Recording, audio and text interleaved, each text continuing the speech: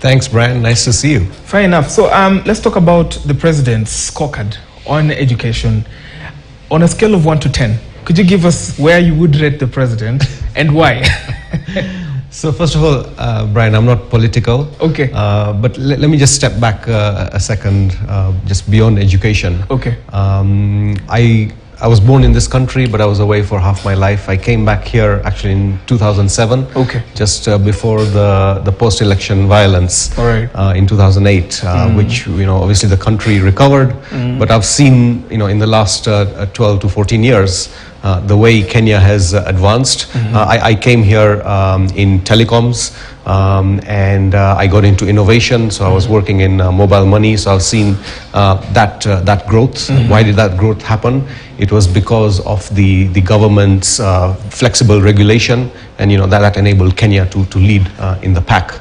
And then the last 6 years before I got into education, I was working in renewable energy, where we were powering rural houses with solar power, using microfinance models.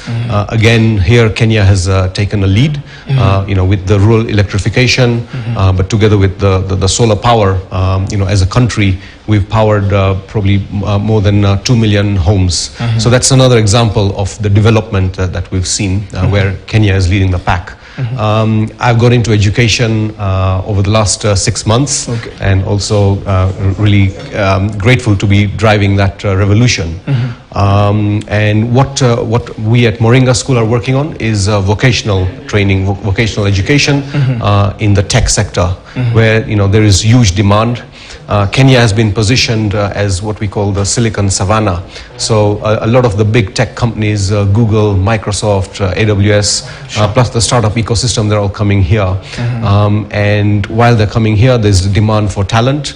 That's the talent that we provide. So at Moringa School, we are a TVET registered institute. So it's vocational training, again with the favorable regulation from the government supporting us, both in education and ICT. We're able to really be entrepreneurial, innovate. So those are examples where we believe that the government has supported us. Have done quite well in education. All right, so let's talk about technology as an aspect of education.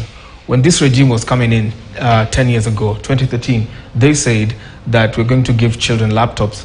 And of course, that was going to impact largely on access to technology, the internet, and that was going to revolutionize how children, how pupils and students actually access, tech-related material, and of course, advance the education to that. Could you give us an assessment of your own assessment of the same? Where did we miss it? Yeah, so obviously, there were big promises made. And if you look at those big numbers, a laptop for every child. I mean, let's be realistic. Even in the Western world or in the developed world, people don't have that, and one has to assess the total cost of providing those kind of devices. Because each laptop will probably cost about 50,000 shillings. They have a life cycle of say up to 5 years. You have to look at the repairs and maintenance. And then there is the infrastructure. There's infrastructure as well, with internet, Wi-Fi, etc. So I think personally, I believe that might have been a far-fetched goal, which we have not achieved. But on the other hand, there are elements that we have advanced. So, for example, what we understand is every school today is connected to the internet with Wi-Fi available. And post-COVID, there's also a lot of remote learning that has now really advanced. That's what Moringa is also currently doing. We're delivering our training remotely. So whether you're in Turkana or Kilifi or Western, you can come and study with Moringa School. So we need to be pragmatic. And going forward, the cost of devices have come down. So not laptops, but smartphones and tablets, they're very widely available. They can be also financed on a pay-as-you-go basis. So with that availability, now we can talk about going forward. Realistic numbers that can be provided with the hardware and software for our children in Kenya to be well educated. Fair enough. Still on the tech, because that's my pet subject. I'm going to ask you, the involvement of kids in, the technology world, of course, making the internet safe and all of these things. Let's talk about CBC as an aspect of President Kenyatta's legacy. Yes. So are there programs that perhaps you as an edtech player in this market is having for kids who want to have, things like data annotation, data science, and the like, just soft coding courses that are on the platform?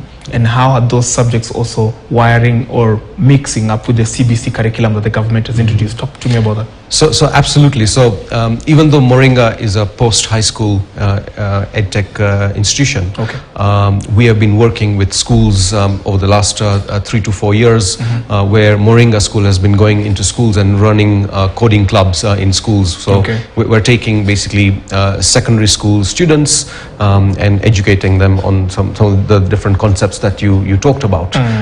But again, one breakthrough that we've made here is a couple of months ago, the Ministry of Education with KICD, which is the Institute of the Curriculum Development, they have approved coding to be a mainstream syllabus as part of the CBC.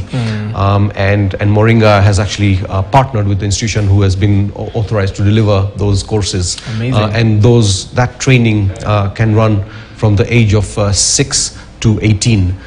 So our intention is to go and train students at school, show them that a tech or coding is an alternative path to going to university. And so by the time they're ready to come to Moringa School, we've already built the student pipeline.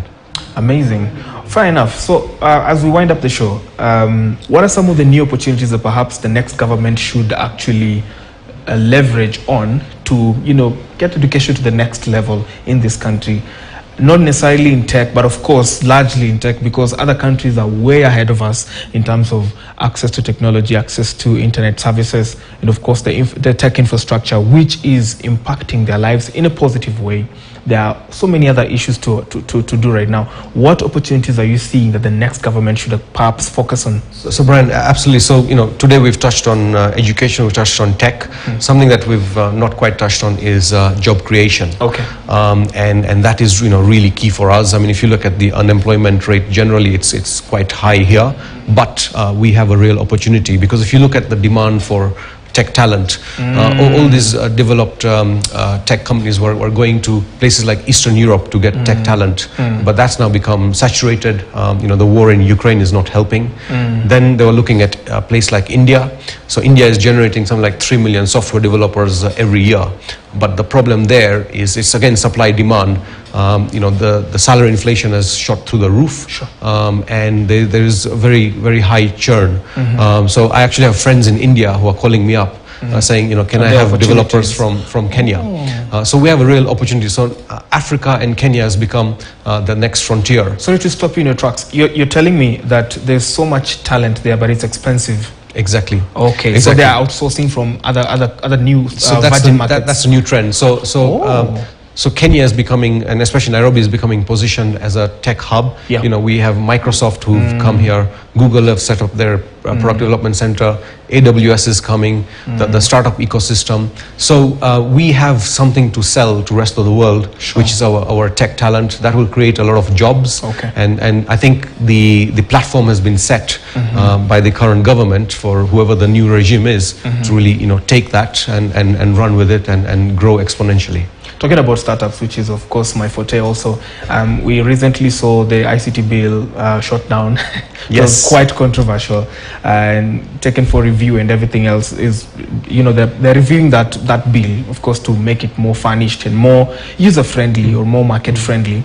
What should we avoid in terms of policy so that we don't choke innovation, we don't choke education, we don't choke the tech talent? Yeah. So in fact, I must say that I was one of the people behind the scenes trying to block that bill, and I'm glad we succeeded because that had a political agenda, unfortunately. Look at mobile money, look at the way fintechs are thriving here. The reason is because of the flexible regulation. So you don't want to over-regulate an industry. But on the other hand, we need to be pragmatic. So just yesterday, Moringa School and Safaricom, we launched the Industry Digital Talent Program, which is to provide internships to the tech talent here. And both Peter Ndegwa, the CEO of Safaricom, and myself were ex-accountants, and we know how we've benefited from like the Institute of Accountants, having this sort of peer-to-peer learning. Sure. And this is what we want to now put in place in the ICT sector as well. So that's an example of how the private sector is taking the responsibility in their hands to do this ourselves, rather than relying on some kind of over-regulation or something like that. All right, and we hope we're going to see a more friendly environment to both innovation and the education sector. All right, great. Many thanks. Thank you so much for finding time for us. We've been speaking to Sneha Shah, who is the CEO of Moringa School, an online edtech platform that provides tech knowledge, and of course, they've been just giving us taking stock of what this administration has done in terms of education and improving technological access. That's why we end it right here on KTN News Business Cafe. Many thanks for your invaluable company. Tomorrow we are at it again with another sector